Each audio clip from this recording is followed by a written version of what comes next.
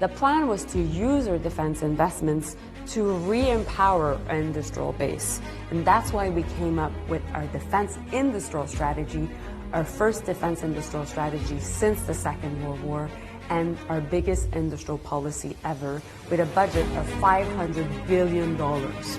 And so the goal of this strategy is to create 125,000 jobs. It is also to increase by 50% our exports. It is to develop, to control, to own our own IP, and to give 70% of procurement to Canadian companies. And so what have we done? We've been able to buy 6 new Bombardier aircrafts. We've landed a Bombardier SAB surveillance plane, which is called the Global Eye deal, to be manufactured in Canada. We said that we wanted more investments from Lockheed Martin for buying their F-35s.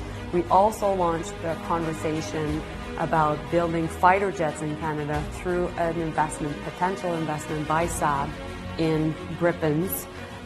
We also landed more investments in L3 Harris and Airbus for their 330s. We also were able to conclude 150 new planes for A220, so Airbus commercial planes, and it's an order by AirAsia. So that was also good news. And yesterday alone, we had 2 important announcements, an investment of $250 million by Pratt & Whitney in expanding and modernizing their facility in Longueuil, Quebec, which is next to Montreal. Pratt & Whitney develops and produces and also assembles engines in Canada for the world in many aircrafts, may they be also commercial or defense. And also, very important, Laurel, we were also able to announce our participation to GCAP, which is building the 6th fighter jet generation, along with the UK, along with Japan, and along with Italy. And so, meanwhile, on the defense front, very important, within 8 months, we were able to conclude a very important bid on submarines, 12 new submarines for our Canadian Armed Forces and for our Navy, and the contract was awarded to TKMS. It's a consortium that is between Germany and Norway. It is the biggest procurement in our history, $80 billion Canadian, and many of the offsets for that submarine deal are also linked to the aerospace sector.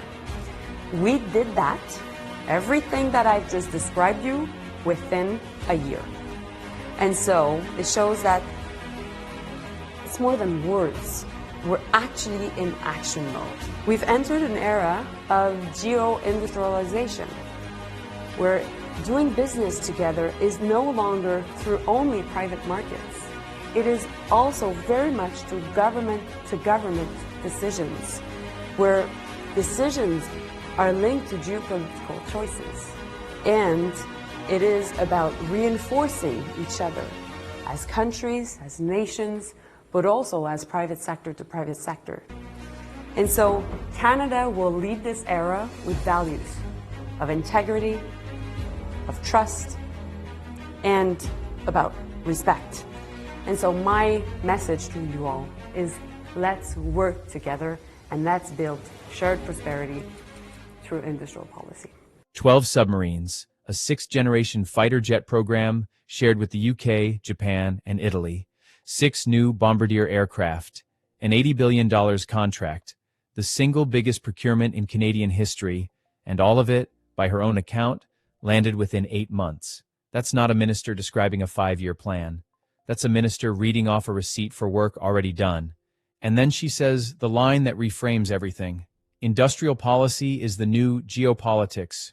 Translation: in her view, buying a submarine and signing a trade deal are now the same kind of decision, but building the defense industry is the easy part to be proud of on stage. What she said next, when a moderator at a London think tank asked her to be blunt about where Canada actually stands with the United States, is the part that explains why all of that spending is happening in the first place. Fundamentally, the Prime Minister has mentioned that it is a rupture.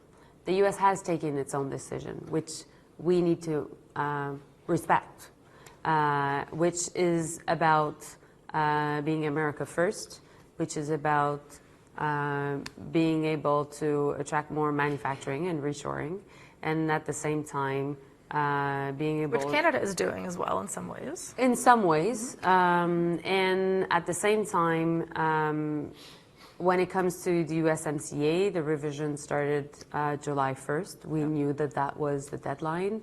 Meanwhile, there were already violations of the USMCA because of the tariffs on steel, aluminum, and auto.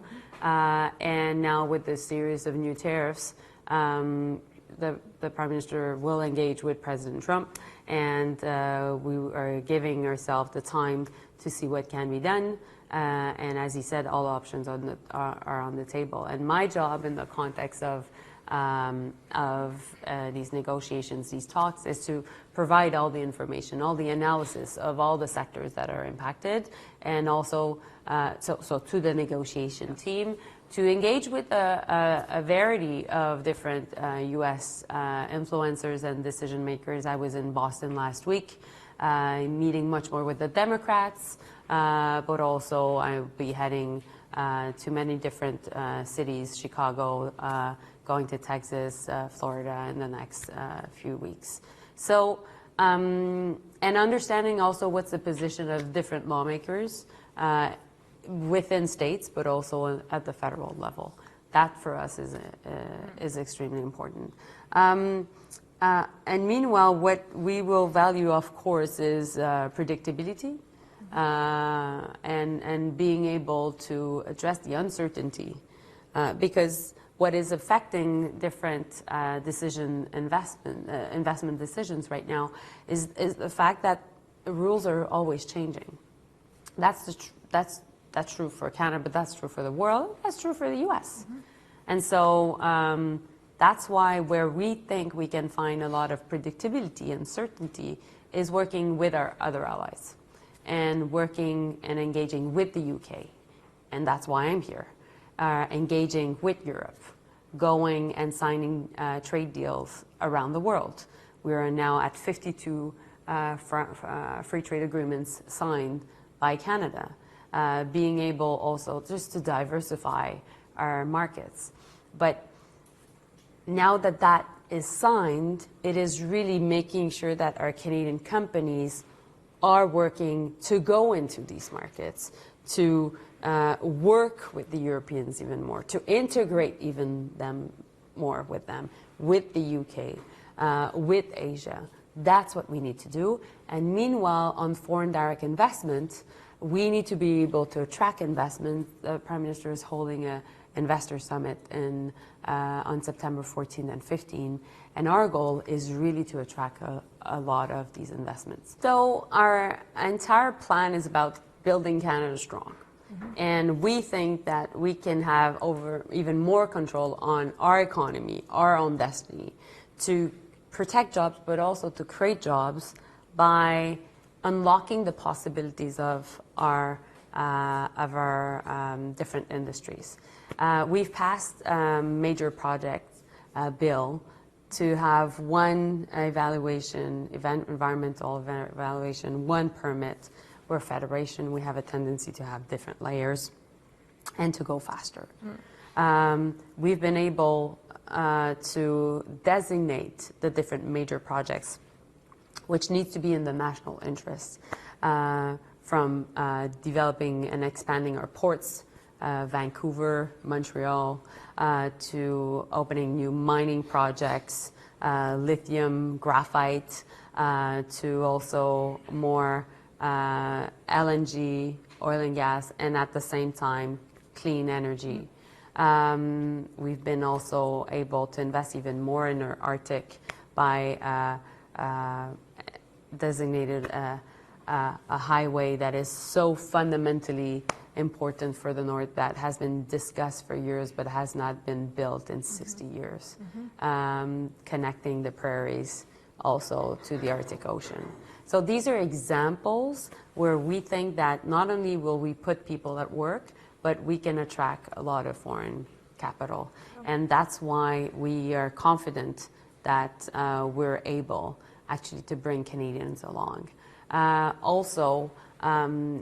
There's been a lot of internal barriers amongst provinces in Canada.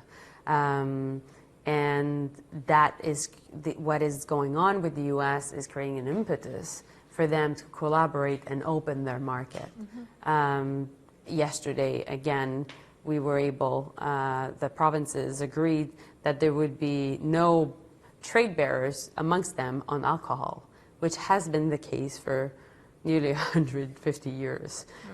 So that's just an example of cooperation and unlocking the possibility of our economy. That's the whole strategy compressed into one exchange, a rupture with Washington, a deadline that already came and went, a minister personally working Democrats and Republicans city by city, and almost as an aside, a 150-year-old internal trade wall knocked down in a single afternoon because the pressure from the South finally made it politically possible. She didn't need Washington's permission to fix that one. She just needed a crisis, big enough to make Canadian provinces stop fighting each other. Whether that same urgency is enough to land a real USMCA deal by the deadline is a very different question, one she made a point of not answering. Do you think Canada's geo-industrialization strategy is a genuine long-term shift, or is it just crisis management dressed up as vision? Subscribe to Unbiased Canada, hit like, and let us know in the comments.